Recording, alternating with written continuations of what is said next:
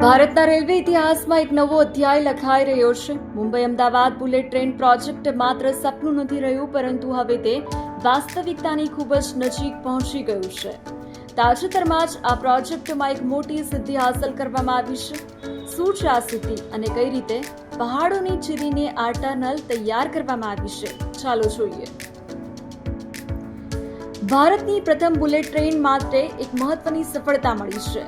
મહારાષ્ટ્રના પાલઘર જિલ્લામાં આવેલી ત્રીજી પહાડી ટનલનું કામ માત્ર 5 મહિનાના ટૂંકા ગાળામાં જ પૂર્ણ કરીને નવો રેકોર્ડ સર્જાયો છે.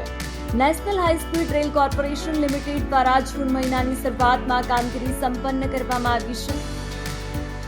પાલઘરના દાણુ તાલુકાના આંબેસરી ગામ પાસે આ ટનલનું નિર્માણ કરવામાં આવ્યું છે. ભૌગોલિક રીતે આ વિસ્તાર ખૂબ જ જટિલ હતો, પરંતુ એન્જિનિયરોએ આધુનિક કંટ્રોલ ડ્રિલિંગ અને બ્લાસ્ટિંગ પદ્ધતિનો ઉપયોગ કરીને આ અશક્ય લાગતું કામ પૂર્ણ કર્યું છે. 417 મીટર લાંબી અને 14.4 મીટર પહોળી આ ટનલ એવી રીતે ડિઝાઇન કરવામાં આવી છે કે જેમાં bullet train up and down એમ બંને ટ્રેક એકસાથે પસાર થઈ શકશે.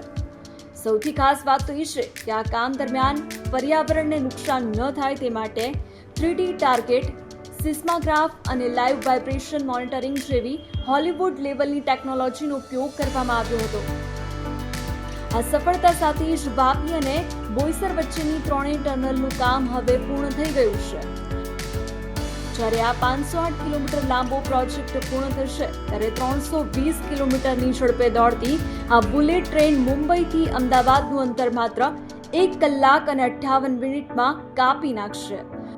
તો ભારતની આ વિકાસ યાત્રા પર તમારી શું પ્રતિક્રિયા છે? કોમેન્ટમાં ચોક્કસ જણાવજો.